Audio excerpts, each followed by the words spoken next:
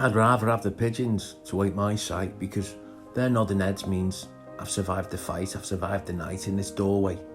That has no lease, that brings no peace, and where the fear just doesn't seem to cease. I feel old and I feel cold and I'm struggling to cope. I just need a little bit of hope. So the search for breakfast starts with a soul-destroying path.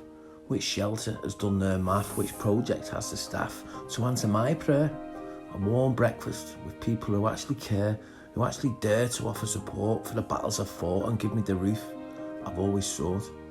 Okay, it's only for an hour, but it gives me the power to talk about the demons I meet that keep me on the street and stop me from finding my feet. But this support is so seldom seen through a budget that's set far too lean. Do they care that I'm cold and I'm tired and I'm struggling to cope and I'm in need of just a little bit of hope? So how many victims does this life kill? It's definitely in need of a strong political will. The remaining daylight brings more anxious thoughts.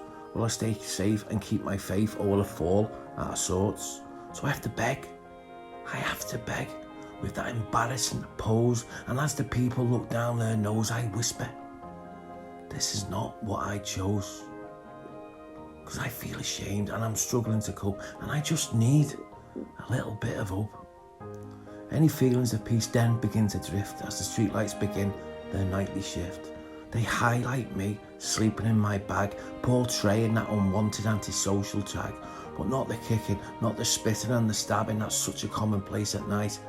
I'm telling you, that's why I prefer the pigeons to wake my sight, because I'm scared and I feel uncared and I'm struggling to cope, and I'm finding it hard to grasp any kind of hope, because the average age of death on the streets is 47. For those with a roof, it's 30 years more till you score that trip to heaven. So for those with the power, the money and the duty to care, it's time you stood tall and grew a pair, because there are budgets and plans that need to be set in order to overcome this homeless roulette. Let's match the budget of Boris Johnson's fancy new train. £56 billion seems so insane, whilst our heroes sleep in the rain night after night and again and again. So show some integrity and show some respect.